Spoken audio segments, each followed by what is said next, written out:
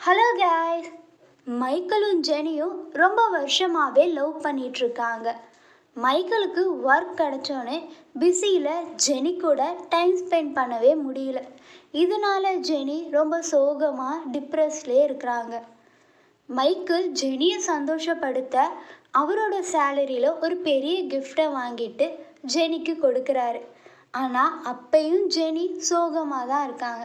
இதுக்கு என்ன காரணம்னா, ஜெனிக்கு gift வாங்குறதை விட மைக்கேல் கூட டைம் ஸ்பெண்ட் பண்ணுறது தான் ரொம்ப பிடிச்சிருக்கு. நீங்களும் உங்கள் பார்ட்னருக்கு இதான் பிடிக்கும்னு நினச்சிட்டு ரொம்ப ஆசையாக செய்வீங்க. ஆனால் அதுக்கு உங்கள் பார்ட்னர் ஃபேஸில் எந்த ரியாக்ஷனும் ஹாப்பினஸும் இல்லாதப்ப உங்களுக்கு எவ்வளோ கஷ்டமாக இருந்திருக்கும்ல. இதுக்கு என்ன காரணம்னா, உங்கள் பார்ட்னருக்கு அந்த லவ் லாங்குவேஜாக இருந்திருக்காது. இதே உங்களோட பார்ட்னரோட லவ் லாங்குவேஜை நீங்கள் கரெக்டாக கண்டுபிடிச்சிட்டு அந்த வேலையை எக்ஸ்ப்ரெஸ் பண்ணால் உங்களோட லவ் கண்டிப்பாக கடைசி வரைக்கும் நீடிக்கும். நான் சொல்ல போகிற இந்த 5 லவ் லாங்குவேஜில் உங்கள் பார்ட்னரோட லவ் லாங்குவேஜ் எதுவாக வேணாலும் இருக்கலாம். அதை நீங்கள் கரெக்டாக கண்டுபிடிச்சிட்டு எக்ஸ்ப்ரெஸ் பண்ணாலே போதும், உங்கள் மேலே இருக்கிற லவ் அதிகமாகிட்டே இருக்கும். Number 1, words of affirmation. வார்த்தைகளுக்கு அவ்வளோ பவர் இருக்குது. ஏன்னா நம்ம ஒரு வார்த்தையை வச்சு ஒருத்தவங்களை சந்தோஷப்படுத்தவும் முடியும், அதே நேரத்தில் கஷ்டப்படுத்தவும் முடியும். சில பேரெல்லாம் பார்த்தீங்கன்னா பேசியே ஒருத்தவங்கள மயக்கிடுவாங்க. உங்கள் பார்ட்னர்கிட்ட நீங்கள் பேசும்போது ரொம்ப அன்பான வேர்ட்ஸை மோஸ்ட்லி யூஸ் பண்ணுங்கள்.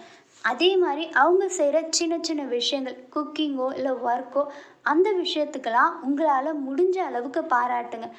பாராட்டுறதுலேயும் ரொம்ப ஜென்யூனாக பாராட்டினா தான் அவங்க ரொம்ப சந்தோஷப்படுவாங்க. Number 2, quality time. எல்லாருக்குமே அவங்க பிடிச்சவங்க கூட டைம் ஸ்பெண்ட் பண்ணணும், விளையாடணும், இது மாதிரி நிறைய ஆசைகள் இருக்கும். நீங்கள் என்ன ஒர்க்கில் பிஸியாக இருந்தாலும் உங்கள் பார்ட்னருக்கான டைமை கரெக்டாக ஸ்பெண்ட் பண்ணிவிடுங்க. அவங்க உங்ககிட்ட அவங்களோட ஃபீலிங்ஸை ஷேர் பண்ணி பேசிகிட்டு இருக்கப்ப நீங்கள் ஃபோன் பார்க்குறது இல்லை ஒர்க் பார்த்துட்டே கேட்டிங்கன்னா அவங்க ரொம்ப இன்சல்ட் ஆவாங்க. அதனால் அவங்க உங்ககிட்ட பேசிகிட்டு இருக்கப்ப நீங்கள் ஜென்யூனாக அவங்கள லிசன் பண்ணணும். Number 3, act of service.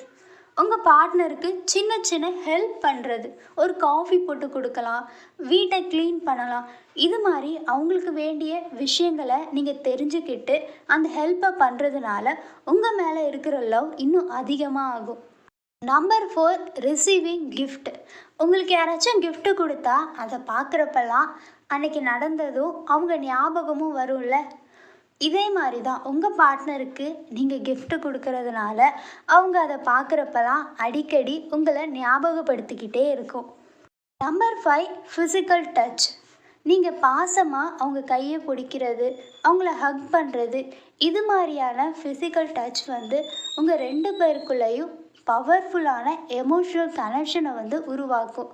அதனால் அடிக்கடி ஃபிசிக்கல் டச்சும் ரொம்பவே முக்கியம். இந்த 5 லவ் லாங்குவேஜை தெரிஞ்சுக்கிட்டு எக்ஸ்ப்ரெஸ் பண்ணுறது எவ்வளோ முக்கியமோ அதே மாதிரி உங்கள் பார்ட்னரை நீங்கள் அண்டர்ஸ்டாண்டிங் பண்ணிக்கிறது ரொம்ப முக்கியம்ல. அதுக்கு என்ன பண்ணணும்னா, மென்னுக்கும் உமனுக்கும் உள்ள வித்தியாசங்களை நம்ம தெரிஞ்சுக்கிட்டு நடந்துக்கணும். நேச்சுரலாகவே மென்னுக்கும் உமனுக்கும் நிறைய வித்தியாசங்கள் இருக்கும். ஒரு விஷயத்த 2 பேருமே ரொம்ப டிஃப்ரெண்ட்டாக ஹேண்டில் பண்ணுவாங்க. ஃபஸ்ட்டு மென்னை பற்றி பார்ப்போம். பையன் தனியாக இருக்கானா அதுக்கு என்ன அர்த்தம்னா அவன் ப்ராப்ளத்தில் இருக்கிறான்னு அர்த்தமா. ஏன்னா மென் மோஸ்ட்லி ப்ராப்ளத்தில் இருக்கிறப்ப தனியாக போய் அந்த ப்ராப்ளத்தை பற்றி யோசித்து சொல்யூஷனுக்காக யோசிச்சுக்கிட்டே இருப்பாங்களாம். அதுவும் இல்லாமல் அவனுக்குள்ளே ஒரு பெரிய நம்பிக்கை இருக்குமா, அவனால் அந்த ப்ராப்ளத்தை கண்டிப்பாக சால்வ் பண்ண முடியும்னு. பையன் மேலே அவங்க ஃபேமிலி, அவங்க பார்ட்னரோ ரொம்ப நம்பிக்கை வச்சா கண்டிப்பாக அவங்களுக்காக எதை வேணாலும் செய்வானா, எவ்வளோ ஒர்க்கை வேணாலும் கஷ்டப்பட்டு பார்ப்பானா.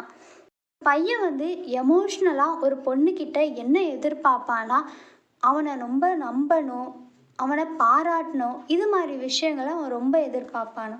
இப்போது உமனை பார்த்தீங்கன்னா அவங்களுக்கு ப்ராப்ளம் அதுக்கு சொல்யூஷனை யோசிக்கிறத விட அதை பற்றி அவங்க பேச தான் ரொம்ப ஆசைப்படுவாங்களாம். அப்படி அவங்க புலம்புறதெல்லாம் அவங்க பார்ட்னர் எதுவும் சொல்லாமல் லிசன் பண்ணணும்னு ஆசைப்படுவாங்க. அதே மாதிரி அந்த பொண்ணுக்கு ரொம்ப அந்த பையனை பிடிச்சிட்டா அவங்களுக்காக என்ன வேணாலும் சாக்ரிஃபைஸ் பண்ணுவாங்களாம். ஒரு உமன் எமோஷ்னலாக எந்த விஷயத்தை எதிர்பார்ப்பாங்கன்னா, கேரிங்காகவும் அண்டர்ஸ்டாண்டிங்காகவும் ரொம்ப ரெஸ்பெக்ட் கொடுக்கணும்னு எதிர்பார்ப்பாங்க.